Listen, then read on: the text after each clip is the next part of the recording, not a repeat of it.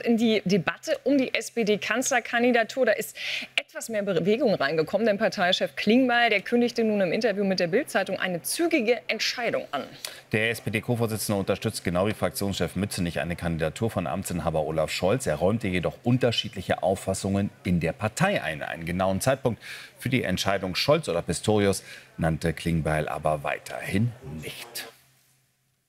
Tja, und bei uns im Studio begrüßen wir jetzt Thorsten Frey, den ersten parlamentarischen Geschäftsführer der Unionsfraktion im Bundestag. Herr Frey, guten Morgen. Guten Morgen, Herr Frey. Frau Roste, Herr Hädler. Nun kennen Sie sich ja eigentlich aus in der Union, Herr Frey, mit verstolperten Wahlkämpfen, mit vielen internen Diskussionen rund um die Kanzlerkandidatur. Das hatten Sie bei der letzten Bundestagswahl ja auch sehr intensiv. Wie schauen Sie jetzt also auf dieses Diskutieren und Taktieren bei den Sozialdemokraten?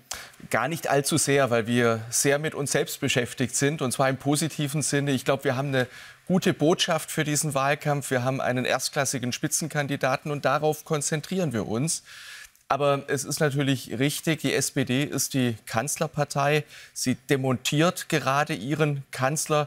Und allein durch die Debatte, die sie führt, erweckt sie natürlich einen Eindruck, der wie die Fortsetzung der Ampelkoalition in den letzten 3 Jahren wird. Herr Frey, aber man fragt sich dennoch, warum kann die Union nicht mehr Kapital aus diesem Chaos bei der SPD schlagen? Sie sind im Moment bei 33%. Eigentlich müssten es 40% sein. Eigentlich müssten Sie die Wähler ansprechen. Liegt es tatsächlich an Ihrem Programm oder aber, wie Sie es gesagt haben, an Ihrem aussichtsreichen Spitzenkanzlerkandidaten Friedrich Merz, der einfach in der Bevölkerung nicht so ankommt, wie er ankommen sollte? Nee, das sehe ich nicht. Wir haben ja steigende Umfragewerte, die sind noch nicht da, wo wir sie gerne hätten. Aber dafür ist natürlich der Partei- und Fraktionsvorsitzende verantwortlich, dass die Werte so gut sind, wie sie sind. Und deswegen ist es für mich selbstverständlich, dass wir da exzellent aufgestellt sind. Ich glaube, wir müssen vor allen Dingen auf uns selber schauen. Denn es ist ja tatsächlich so, dass die Menschen nicht nur unzufrieden sind, sondern in bestimmten Bereichen tatsächlich auch Sorge oder gar Angst haben. Wenn ich mir anschaue, dass wir das 2. Jahr in Folge in der Rezession stecken und dass das inzwischen auch bei den Menschen ankommt, dann glaube ich, ist die Erwartungshaltung groß, dass wir etwas tun, um sozusagen den Abwärtstrend in Deutschland zu stoppen, zu verhindern, dass Deutschland von vorne nach hinten durchgereicht wird. Und dafür brauchen wir die entsprechenden Konzepte. Und weil wir zu Beginn des Wahlkampfes stehen, bin ich auch zuversichtlich, dass es uns gelingen wird, unsere Werte weiter nach oben zu entwickeln. Ja, es ist schon interessant. Man steht so ein bisschen an der Seitenlinie als politischer Beobachter und denkt sich, aha, die SPD träumt davon, die Wahl zu gewinnen. Bei Ihnen gibt es ja auch Stimmen, die schon sagen, das muss so gut laufen, eigentlich wie bei der CSU in Bayern, 43% etwa bundesweit. Am liebsten hätten wir die absolute Mehrheit, aber da sind Sie doch meilenweit immer noch von entfernt. Und die Frage ist schon, ich möchte da noch mal anschließen, was Carsten gerade gesagt hat, denn wir haben ja an sich eine Wechselstimmung im Land. Die Leute sind so fertig mit dieser Ampel gewesen. Warum profitieren Sie davon nicht noch mehr? Also ich glaube, wir haben Bewegung im System und deswegen würde ich da auch ganz ruhig bleiben und tatsächlich unsere Arbeit ganz konsequent weitermachen. Die Menschen sind verunsichert und das ist selbstverständlich angesichts der außenpolitischen Herausforderungen, angesichts der wirtschaftlichen Lage, der hohen Energie- und Strompreise und vielem anderen mehr. Und das müssen wir adressieren und es gilt für uns als Union auch, Vertrauen zurückzugewinnen. Sie haben zu Recht die verlorene Wahl 2021 angesprochen, wo wir viel Vertrauen in der Bevölkerung verloren haben.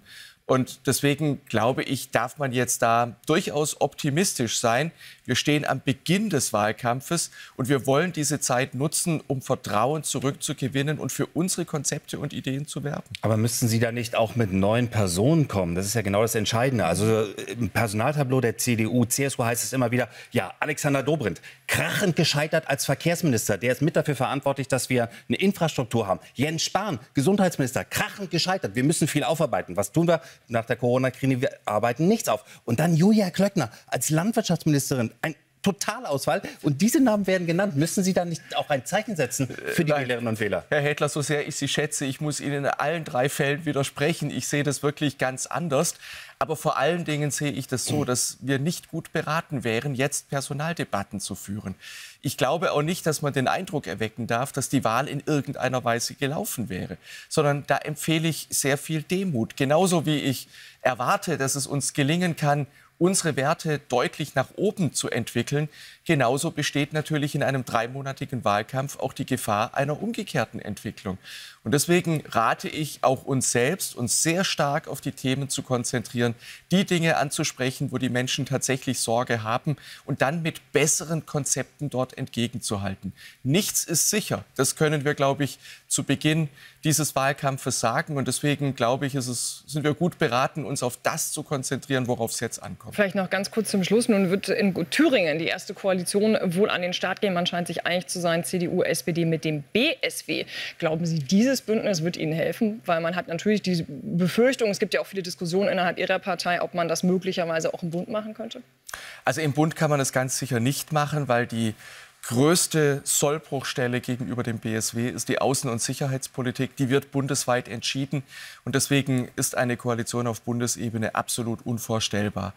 In Thüringen machen wir das nicht, weil wir glauben, dass wir davon einen Vorteil hätten, sondern wir machen das aus Verantwortung für den Freistaat Thüringen. Wir machen das aus Verantwortung davor, einen Ministerpräsidenten Höcke zu verhindern. Es ist keine Koalition, die wir uns aussuchen würden oder ausgesucht hätten, weder in Erfurt noch bundesweit.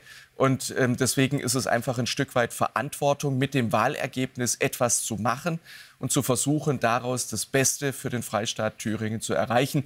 Das macht Mario Vogt und die CDU in Thüringen. Und deswegen, glaube ich, kann man sehr zufrieden sein mit dem, was jetzt am Ende der Koalitionsverhandlungen steht. Also besinnliche Zeiten werden es in den kommenden Weihnachtswochen nicht werden. So viel steht fest. Der Wahlkampf ist bereits voll entbrannt. 23. Februar, die Bundestagswahlen, Herr Frey. Wir danken Ihnen für den Besuch im Studio und für dieses intensive Gespräch. Dankeschön. Sehr gerne, Danke. Herr Hedler, Frau Droste.